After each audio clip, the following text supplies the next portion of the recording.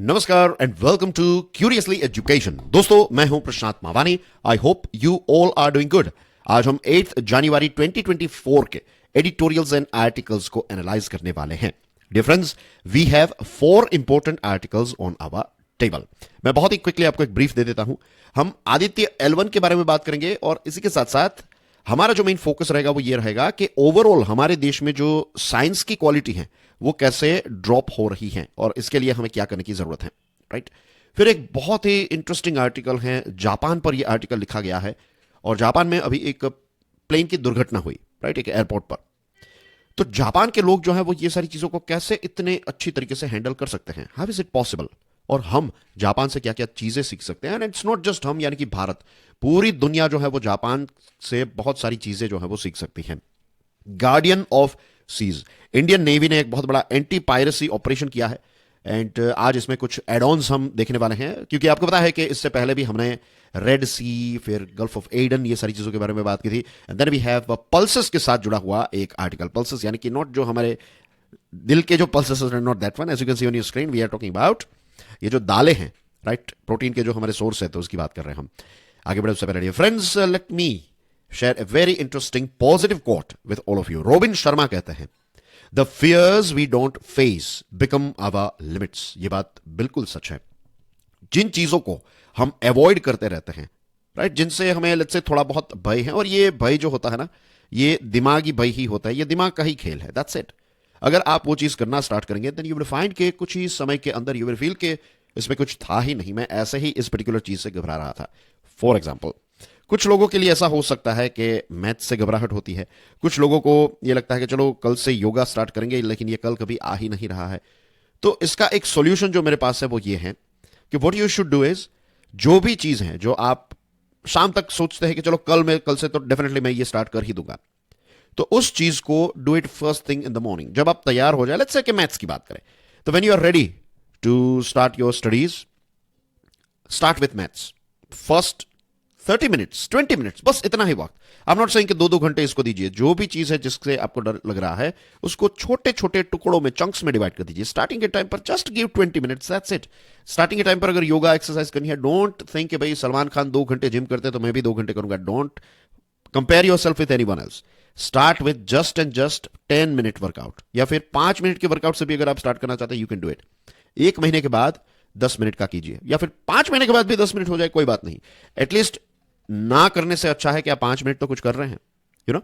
तो धीरे धीरे, मीन्स 2-3 महीने, 5-6 महीने भी नहीं लगेंगे। If you start with 5 minutes, आप देखेंगे कि कुछ दिनों के अंदर ही आप 10 मिनट तक आराम से पहुंच जाएंगे। और फिर एक लिमिट है 30 मिनट्स, 40 मिनट्स, दैट्स इट। हर रोज करते रहेंगे, कंसिस्टेंसी आएगी। तो ये जो आपकी लिमिट्स है ना, अभी जो लिमिट्स लग रही है, ये सारी चीजें हमारी स्ट्रेंथ बन जाएगी। तो सोचिएगा इसके बारे में, नॉट जस्ट तो सोचिएगा, इसको इंप्लीमेंट भी कीजिएगा। तो जो भी आपके फेयर्स हैं उनको आइडेंटिफाई कीजिए और फिर छोटे छोटे स्टेप्स लेकर उनको, उनके साथ डील करना स्टार्ट कर दीजिए। अंग्रेजी में एक लाइन भी कही जाती है, that is take the bull by its horn, right. सोचिए, means Google it, you will find the meaning of that thing जो अभी मैंने कहा, right. So I would like to start with this one.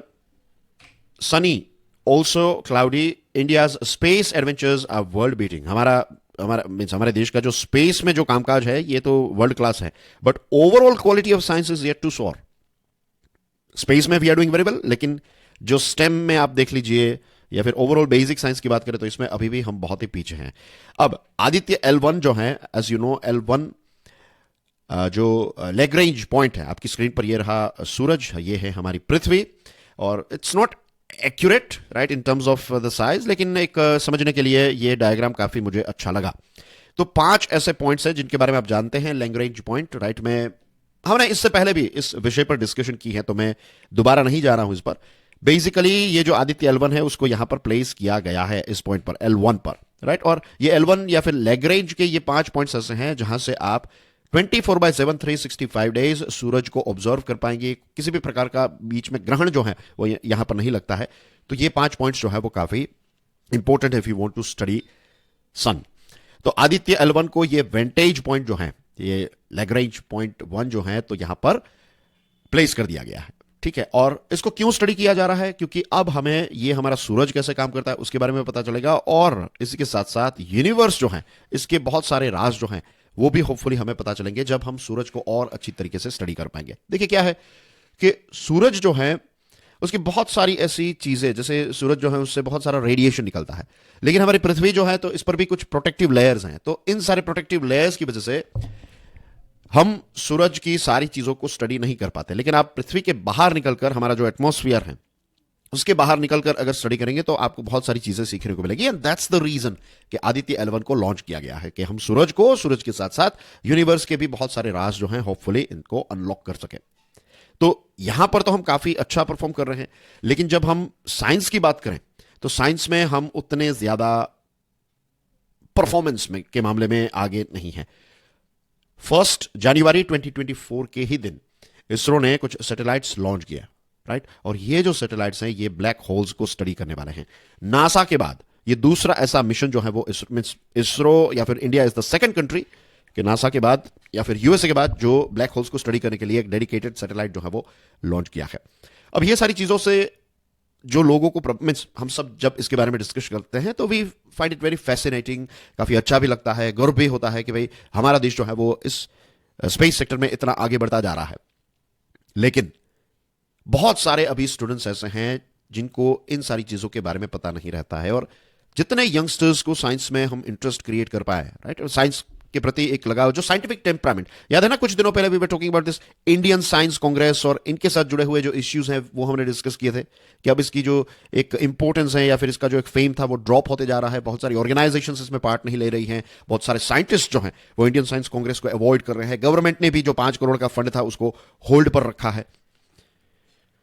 तो ये सारी चीजों से चलो स्पेस में भी आर डूइंग वेरी गुड, लेकिन जो नया लॉट आपको चाहिए, जो नए इग्नाइटेड माइंड्स आपको चाहिए, वो कहां से लाएंगे? तो स्टेम इंस्टीट्यूशंस जो हैं उनको भी और ज्यादा, स्टेम यानी कि साइंस, टेक्नोलॉजी, इंजीनियरिंग, मैथमेटिक्स, ये सारी चीजों पर और ज्यादा फोकस करने की जरूरत है। अभी कुछ समय पहले सरकार ने नेशनल रिसर्च फाउंडेशन जो है इसकी स्थापना की और 5 सालों के लिए 50,000 करोड़ रुपए का एक कॉर्पस जो है वो इसके लिए आवंटित किया गया है। लेकिन द थिंग इज कि आज भी हमारे यहां पर बहुत सारे ब्यूरोक्रेटिक हर्डल्स हमें देखने को मिलते हैं, राइट। जो ग्रांट इकोसिस्टम है वो बहुत ही अलग नेगेटिव तरीके से काम करती है, राइट। इंस्टीट्यूशन जो ग्रांट आपको, फॉर एग्जांपल यू नो के जो यूजीसी है, तो यूजीसी का मतलब था सिर्फ ग्रांट देना, लेकिन यूजीसी धीरे धीरे क्या हो गया, यूजीसी ही सारी चीजें डिसाइड करने लगा, क्योंकि जो पैसे देगा वो आपके पैसों के साथ साथ आपको डिसीजन भी देगा कि भाई आप ये कीजिए, वो कीजिए, एक्सेट्रा। और हमारी आईआईटीज और आईआईएस जो हैं, इंडियन इंस्टीट्यूट ऑफ साइंस, तो यहां पर भी सेंट्रल एजेंसीज जो हैं उनका अनप्रेडिक्टेबल एडमिनिस्ट्रेशन देखने को मिल रहा है। ये अभी जो हमने लॉन्च किया ना, इसके बारे में हम बात की, नेशनल रिसर्च फाउंडेशन, तो इसका पूरा सेटअप जो है वो यूएसए का जो नेशनल साइंस फाउंडेशन है उसके आधार पर ही बनाया गया है। इंडिया का एनआरएफ जो है वो इट इज बेस्ड और modelled on US national science foundation. लेकिन यूएस नेशनल साइंस फाउंडेशन ने अभी तक 260 नोबेल लॉरेट्स जो हैं उनको या तो अपने करियर के कुछ ऐसे पॉइंट्स में या तो कुछ ऐसे लोग हैं जिनको thoroughly US national science foundation ने सपोर्ट प्रोवाइड किया है। तो वहां तक अगर हमें पहुंचना है, इस लेवल तक हमें पहुंचना है, तो we have to provide support from the very basic level. School से ही बच्चों को अगर साइंस को लेकर सपोर्ट मिले, राइट। और साइंस जो है उसमें जब हम पैसे खर्च करते हैं, रिसर्च में जो खर्च शब्द है ना वो पर्याप्त नहीं है, means that is not a precise word, it is investment. And research and development में हमेशा एक चीज जो कांस्टेंट रहती है that is failures. You learn from your failures.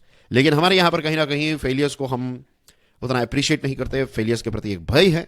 And शायद इसी वजह से जो बच्चे कुछ ऐसा कर सकते हैं या फिर जिन लोगों के अंदर ऐसा पोटेंशियल है कि नहीं वो कुछ करेंगे ही, रिजल्ट क्रिएट करेंगे, उनको ही सपोर्ट प्रोवाइड किया जाता है। और वो भी हमेशा स्ट्रगल से भरी हुई चीजें होती है, जबकि डेवलप्ड देश जैसे कि यूएसए में चीजें जो हैं they are quite different. So we need to learn from USA. Means मैं तो यही मानता हूं, जहां तक मेरी समझ है, यूएसए इतना आगे है उसके पीछे एक ही रीजन है, यूएसए ने रिसर्च एंड डेवलपमेंट, मींस सबसे बड़ी ताकत यूएसए की अगर कोई है, it's not navy, army, air force, navy seals, ये सारी चीजें तो बाय प्रोडक्ट है।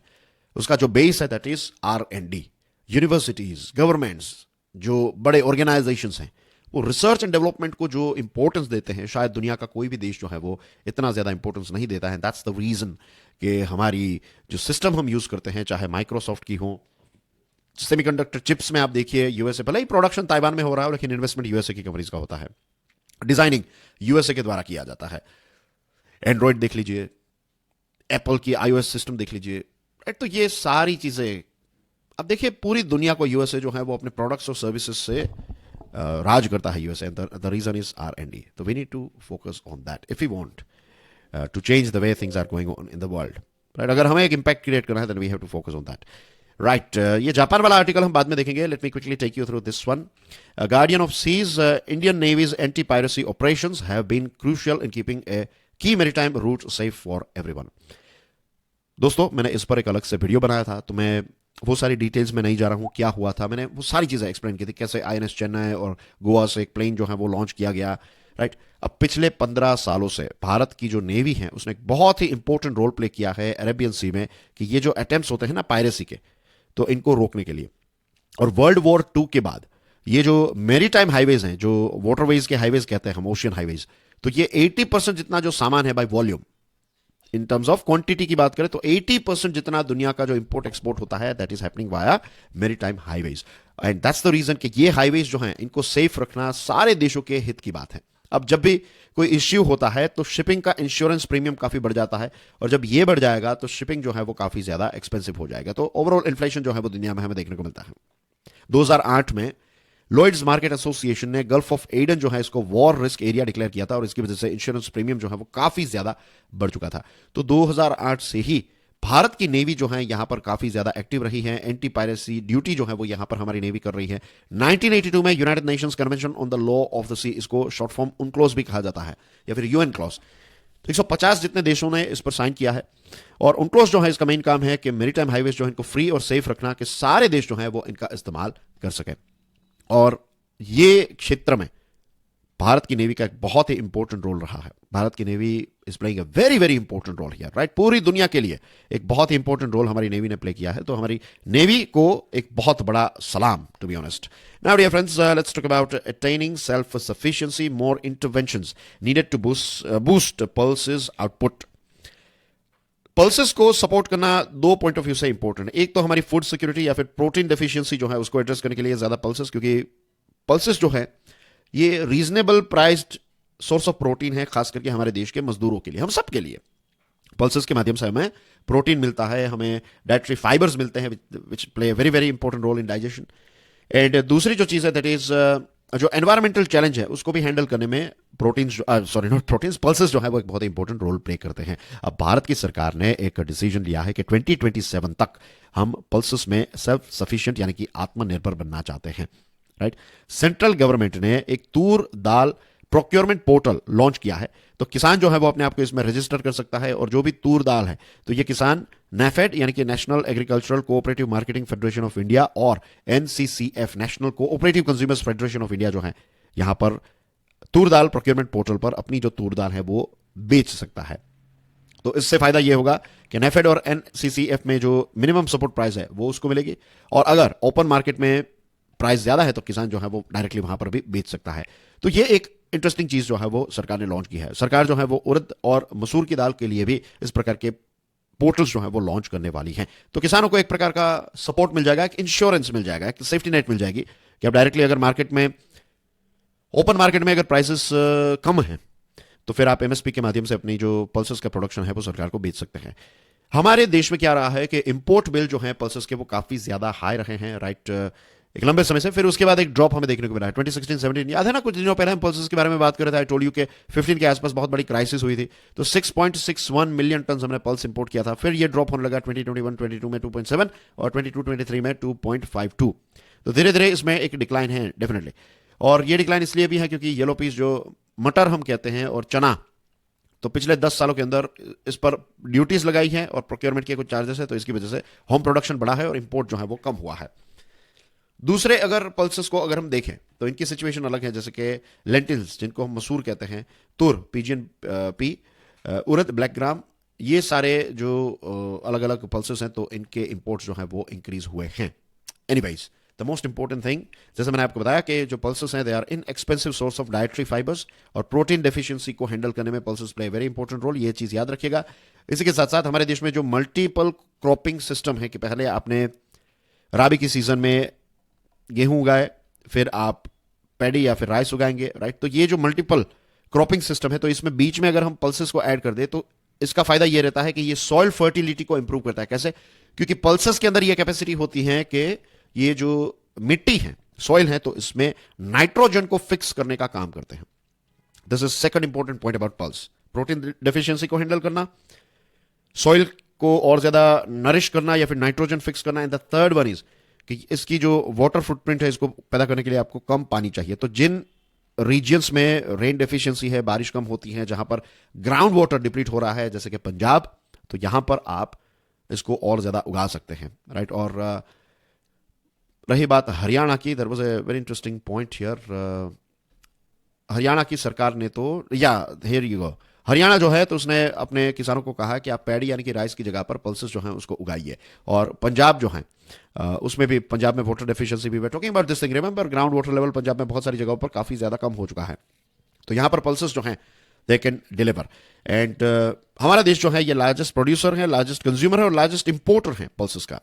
और हमारे यहां पर सिचुएशन, इतनी डिमांड होने के बावजूद भी we are the largest importer. The reason is low per capita availability and poor yields. एक जो जमीन का टुकड़ा है जहां पर हम पल्सेस उगाते हैं, तो उसकी टोटल यील्ड जो है, टोटल प्रोडक्शन जो है वो काफी कम है.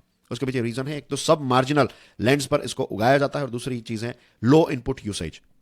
तो यहां पर प्रोडक्टिविटी इंक्रीज करने पर सरकार को फोकस करना पड़ेगा ताकि ओवरऑल प्रोडक्शन जो है वो इंक्रीज हो. इसके साथ एमएसपी का सपोर्ट प्रोवाइड करना, और अगर जो किसान है उनको राइट एमएसपी मिलेगी और राइट समय पर इनको प्रोक्योर किया जाए, तो किसान जो है वो क्रॉप डाइवर्सिफिकेशन करने के लिए तैयार हो जाएंगे. दूसरी एक चीज जो है कि सरकार को राइट टाइम पर ये पल्सेस का स्टॉक जो है उसको मार्केट में भी रिलीज कर देना पड़ेगा, क्योंकि चावल और जो गेहूं है उनको आप लंबे समय तक स्टोर कर सकते हैं. और मीन्स कहते भी है ना, पुराना चावल, आपने सुना होगा ये पुराना चावल. तो पुराना चावल यानी कि जितना चावल जो है वो पुराना होता है उतना स्वादिष्ट भी हो जाता है, अच्छा भी हो जाता है. लेकिन पल्सेस में ऐसा नहीं है. जो पुराने पल्सेस हैं तो फिर वो बिगड़ जाते हैं. तो स्टोरेज का एक इश्यू रहता है पल्सेस का. तो इसको हैंडल करने के लिए सरकार जो स्टॉक है उसको जल्द से जल्द मार्केट में रिलीज कर दे. तो इससे फायदा ये भी होगा कि प्राइसेस जो है उनको भी कंट्रोल किया जाएगा because of demand and supply. अगर डिमांड इंक्रीज हो रही है तो सप्लाई को आप और ज्यादा बढ़ा दीजिए, तो प्राइसेस भी कंट्रोल में रहेगी, लोगों के पास पल्सेस जो है वो पहुंच भी जाएंगे, एक्सेसिबल हो जाएंगे, right price. Now dear friends, आगे बढ़ने से पहले we have launched limitless leadership programme, right. And ये प्रोग्राम मेरे द्वारा ही डिजाइन किया गया है. स्टडी ग्लोज का जो मोबाइल ऐप है, इस पर ये आपको लिमिटलेस लीडरशिप का प्रोग्राम जो है वो आप परचेज कर सकते हैं. इस पर डिस्काउंट भी चल रहा है. डियर फ्रेंड्स, कल हमने लेक्चर 10 डिस्कस किया, तो अभी तक 10 लेक्चर जो है वो डिलीवर हो चुके हैं और आने वाले समय के अंदर, लगभग 1 महीने के अंदर, बाकी के 10 लेक्चर्स जो हैं वो भी आपको मिल जाएंगे. Now the thing is dear friends कि लिमिटलेस लीडरशिप प्रोग्राम जो है ये एक लाइफ चेंजिंग प्रोग्राम है. आप एक बार डेमो वीडियोस जो अवेलेबल है उनको देख लीजिएगा. 2 डेमो वीडियो यहां पर स्टडी ग्लोज के मोबाइल ऐप पर अवेलेबल हैं, तो उनको एक बार देखिएगा जरूर. और आने वाले समय में एक और डेमो वीडियो जो है वो हम ऐड करने वाले हैं. एंड जिन लोगों ने ये कोर्स जो है वो अवेल किया है, they are learning so many things from this particular course. ये उनके ही रिव्यूज जो है वो मैं आपके साथ शेयर कर रहा हूं कि they are learning so many good stuff, right. Now let's talk about this one. Plain insights on Japan. Remarkably calm rescue ops from a burning aircraft speak highly of Japanese discipline, work ethic, and dividends of giving a blue collar jobs status. Japan की जितनी मैं तारीफ करूं कम है. इस देश ने मुझे काफी ज्यादा प्रभावित किया है, राइट. मुझे जापान की बहुत सारी चीजें पसंद है. एक तो उनका जो टाइम मैनेजमेंट है,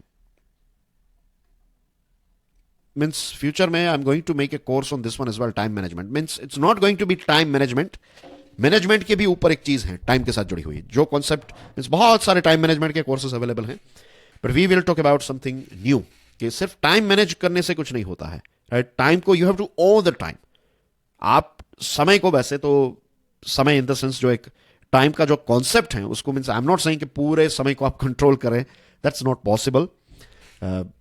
लेकिन इन द सेंस के आई एम टॉकिंग अबाउट, जैसे जो हमारे महाकाल का जो मंदिर है उज्जैन में, तो महाकाल का मतलब यहां पर काल जो है वो समय के देवता को कहा गया है. जो शिव जी है उनको कहा गया है कि वो समय से भी परे हैं. We have talked about Jesus as well. आपको याद होगा मैंने एक मोटिवेशनल वीडियो बनाया था, उसमें मैंने ये बात बताई थी कि जो जीसस है तो उनको जब पूछा गया कि भाई भगवान का जो घर है वो कैसा होगा, तो उन्होंने कहा था कि समय से परे होगा वो.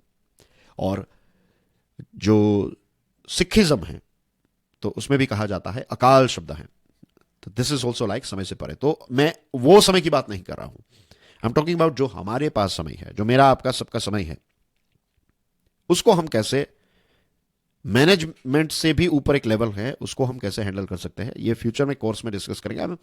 अभी तो बहुत ही एक एक थॉट प्रोसेस के पॉइंट ऑफ व्यू से एक चीज़ मैंने लिखी है कि फ्यूचर में इस पर एक कोर्स बनाना है, राइट, और वो कोर्स के माध्यम से ही चीज़ें हो सकती है। तो फ्यूचर में बनाएंगे, फिर we will talk about it. लेकिन एज यू नो कि जापान की जो बुलेट ट्रेन है वो राइट टाइम पर पहुंच जाती है, और अगर वो लेट होती है, राइट, 1-2 मिनट 5 मिनट, तो फिर आपको पैसे वापस, पूरी जर्नी के पैसे जो है वो वापस दिए जाते हैं। तो टाइम मैनेजमेंट में जापान के लोग जो हैं उनको भी उनके अंदर ये हैबिट रहती है। अगर आपकी मीटिंग जापान के किसी व्यक्ति के साथ है और अगर ये डिसाइड हुआ है कि आप उनको 10 बजे मिलेंगे और 10:02 पर आप पहुंचते हैं, तो उसका मूड खराब हो जाएगा, उसको पसंद नहीं आएगा, वो आपको बहुत ही अनप्रोफेशनल गिनेंगे। तो बहुत ऐसी चीजें हैं।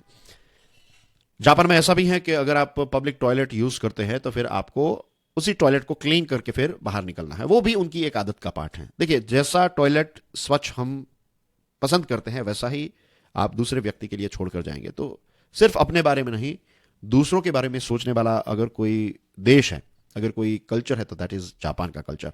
And you know it very well कि हम इस मामले में बहुत ही कमजोर हैं। अगर हम इस चीज को एक्सेप्ट ना करें तो हम इसको इंप्रूव नहीं कर पाएंगे। मुझे तो हमारी ये चीज बिल्कुल पसंद नहीं है कि we don't care about other people. ये जो एक ओवरऑल एटीट्यूड है, राइट, ये मुझे मुझे I don't like this thing about our culture, जो हमें होपफुली चेंज करेगी। मीन्स जल्द से जल्द होपफुली ये चेंज हो जाए तो हमारे देश के लिए अच्छा होगा। अब यहां पर हुआ ऐसा कि हानेडा एयरपोर्ट जो है वहां पर एक फ्लाइट क्रैश हुई और 20 मिनट के अंदर अंदर 379 पैसेंजर्स को एक बर्निंग प्लेन में से बहुत ही आराम से रेस्क्यू किया गया। जापान में जब भी अर्थक्वेक्स आते हैं, फ्लड्स आते हैं, तो वहां पर लूटिंग नहीं होती है। वहां पर ऐसा नहीं होता है कि फिर लोग जो है वो चोरी करना स्टार्ट कर देंगे और दूसरों की चीजें छीन लेंगे। No, not at all. Japan के लोग ये सारी चीजें इसलिए कर पाते हैं क्योंकि वहां पर हर एक प्रकार का जो काम है उसको रिस्पेक्ट दी जाती है। हमारे यहां पर अब देखिए कितने बैकवर्ड या फिर किस प्रकार की थिंकिंग है हमारी कि हम अगर कोई आईएएस ऑफिसर है तो उसको सबसे ज्यादा रिस्पेक्ट देंगे, राइट, भले ही वो अगर एक सबसे भ्रष्ट आईएएस ऑफिसर क्यों ना हो, हम उनके पैरों में गिर जाते हैं। और एक ऐसा इंसान जो मेहनत करके मजदूरी का काम करता है, हम उसको रिस्पेक्ट नहीं देते। ये चीज है ना हमारे यहां पर। जो पैसे वाला है, मीन्स आप देखिए यंगस्टर्स जो हैं आज के समय में, this thing is going on, this is like a, किस प्रकार की मेंटालिटी हमारे यहां पर हो गई है कि बड़ी बड़ी कार्स जो हैं, फॉर्च्यूनर और एंडेवर, इसकी रील्स और इसके बारे में ही बातचीत होती रहती है। लेकिन कभी भी ऐसी बात नहीं होगी कि कैसे हम मेहनत मजदूरी करके टाइम मैनेजमेंट, जो अंदर की स्किल्स हैं उनको इंप्रूव करके ओवरऑल देश को एक नए लेवल पर ले जाए। We have to think about this thing. वहां पर हर एक काम को उतनी रिस्पेक्ट दी जाती है। वहां पर जो मेहनत का काम है ना, उसके ऊपर भी कोई स्टिग्मा नहीं है। ऐसा नहीं है कि भाई प्लेटफॉर्म साफ करने वाला आदमी है तो उसकी शादी नहीं होगी वहां पर। It's not like that. यहां पर ऐसा होता है कि उसको कोई जो लड़का है उसको कोई भी लड़की नहीं देगा। उसके पेरेंट्स जो हैं, दूसरी लड़की के पेरेंट्स कभी नहीं चाहेंगे कि उनका जो जमाई है वो प्लेटफॉर्म साफ कर रहा हो, राइट। हमेशा हर किसी को क्या है कि रेडीमेड सारी चीजें चाहिए। तो this is part of our culture. और वहां पर आप देखेंगे तो ये मैन्युअल लेबर करने वाले लोग फॉरेन के नहीं होंगे, वो जापान के ही लोग होंगे। जापान में हाईली ट्रेंड इमिग्रेंट्स जो है वो भी बहुत कम है, सिर्फ 4 लाख जितने लोग हैं। अनस्किल्ड जो है वो खेती बाड़ी में काम करते हैं, लेकिन उनकी जो स्ट्रेंथ है वो भी धीरे धीरे ड्रॉप होती जा रही है। और जापान की जो बुलेट ट्रेन है ना, उनका जो क्लीनिंग स्टाफ है, उनको एक तो बहुत चर्चे हैं, राइट, उनकी बहुत। और यू विल फाइंड कि उनको बहुत रिस्पेक्ट भी मिलता है। वो 7 मिनट मिरेकल कहा जाता है कि 7 मिनट के अंदर वो ट्रेन जो है उसको फटाफट साफ कर देते हैं। और उसके पीछे रीजन है क्योंकि टॉप मैनेजमेंट ये मानता है, और लीडरशिप के पॉइंट ऑफ व्यू से देखें then as well you will find top management ये कहता है कि ये ट्रेन जो है ना, ये क्लीनर्स के बिना 1 इंच भी आगे नहीं बढ़ सकती। और एक नई सिस्टम है एंजल रिपोर्टिंग। इसमें क्या करना है कि आपके साथ काम करने वाले व्यक्ति जो है उसके ऊपर आपको रिपोर्ट लिखना है। लेकिन यहां पर ऐसा नहीं कि वो ये नहीं कर रहा है, वो नहीं कर रहा है, वो अच्छी चीज जो कर रहा है वो चीज आपको इन्फॉर्म करनी है। और इससे क्या होता है, बहुत अच्छा कल्चर जो है वो क्रिएट होता है, वर्क कल्चर। तो वहां पर ब्लू कॉलर के जो वर्कर हैं, जो मेहनत मजदूरी का काम करते हैं, उनका स्टेटस काफी अच्छा है, काफी अच्छी तरीके से, अच्छी निगाह से उनको देखा जाता है, रिस्पेक्ट है। और दोहा में जब फुटबॉल मैच हुआ, वर्ल्ड कप, तो जापान के जो फुटबॉल फैंस है ना, वो जब सीट्स में से खड़े हुए तो आजू बाजू का एरिया साफ करके निकले। दूसरे देश के लोगों ने वहां पर कचरा छोड़ दिया था। जापान की स्कूल में बच्चे जो हैं तो उनका टर्न बाय टर्न क्लासरूम और टॉयलेट साफ करने का उनका काम रहता है। और जापान में आप रेस्टोरेंट में जाए तो वहां पर टिप भी नहीं दे सकते। हम यहां पर टिप देकर एक बहुत बड़ा वो करते हैं कि भाई हमने टिप दी, 50 रुपए दिए, 10 रुपए दिए, 20 रुपए दिए। वहां पर चीजें अलग है, you can not give a tip, क्योंकि वहां पर वो मेहनत जो है उसको बहुत ज्यादा इंपॉर्टेंस दिया जाता है। वहां पर चोरी भी अगर कोई करता है तो सबसे ज्यादा सजा दी जाती है. वहां की जो गैंग्स हैं, क्राइम सिंडिकेट्स, वहां पर भी अगर चोरी की जाती है then it will be a big thing. तो Japan is not from another planet. Fortunately we can reach this place, we can reach this culture without a spaceship. So these are the things that we can learn from Japan, and that's basically everything in today's discussion. Thank you very much. God bless you all. Jai Hind.